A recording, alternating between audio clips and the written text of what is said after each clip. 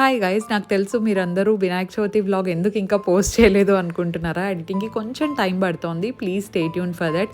So దానికంటే ముందు నేను, దర్శన్, అమ్మ అండ్ పిన్ని కలిసి గోల్డ్ షాప్కి వెళ్తున్నాం, రితి జ్యువెలరీకి. దర్శన్ ఒకటి ఆర్డర్ ఇచ్చాడనమాట. సో ఫస్ట్ అయితే అది చూడడానికి వెళ్ళే ముందర వర్షం పడింది, అందుకే అంబ్రెల్లా తీసుకొని వెళ్ళాము. సో వెళ్ళిన వెంటనే మన ఆర్డర్ రెడీ అయిపోయింది. ఈ హనుమాన్ ఉంది చూసారా, సో ఈ లాకెట్ అలాంగ్ విత్ చైన్ చూస్తున్నాము.